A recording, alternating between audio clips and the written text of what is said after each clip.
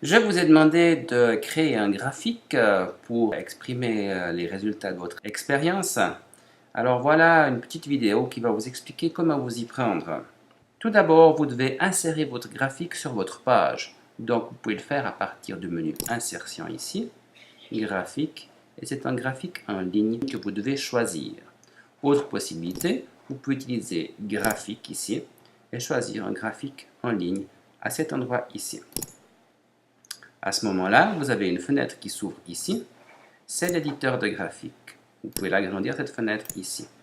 Vous avez plusieurs colonnes. Nous aurons besoin que d'une seule colonne, puisque nous avons que la colonne pour les températures. Donc, on peut supprimer ici les colonnes qui sont entre eux. Donc, je vais sur l'entête 2010, 2009 avec la touche majuscule, 2008 aussi, 2007 on peut aussi le faire. Et vous allez sous Édition, Supprimer.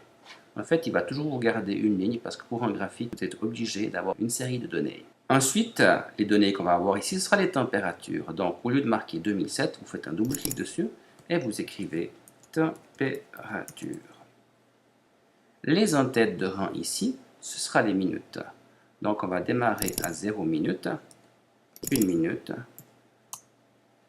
2 minutes, 3 minutes, 4 minutes, 5 minutes, 6 minutes, 7 minutes, 8 minutes, 9 minutes, 10 minutes, 11, 12, 13, 14, 15, 16, 17, 18, 19, 20, 21, 22. Sauf erreur, on a été jusqu'à 22 minutes.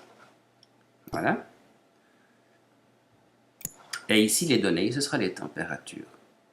Alors, les températures, vous les avez déjà saisies sur votre feuille.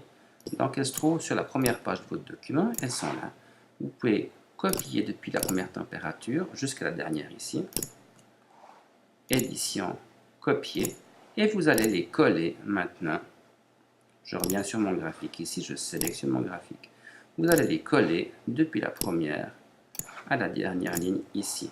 Édition, coller. Voilà.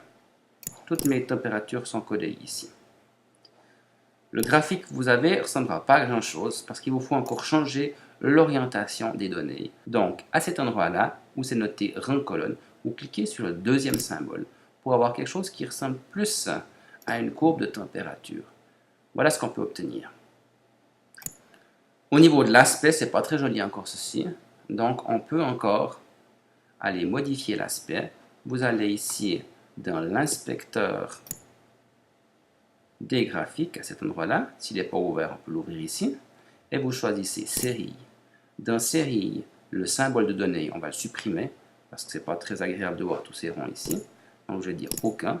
Et dernière chose, ici vous ne choisissez pas une ligne droite, vous pouvez choisir une courbe puisque la température, elle monte de manière régulière. Voilà. Et voilà le graphique que je peux obtenir ici. À ce moment-là, je peux tout fermer, mon inspecteur et mon éditeur graphique. Mon graphique, si je souhaite, je peux l'agrandir un peu. Voilà. Pour avoir quelque chose qui soit plus lisible. En largeur et en hauteur, si je veux aussi. Et voilà, de cette manière-là, vous avez réalisé un beau graphique qui montre le résultat de votre expérience.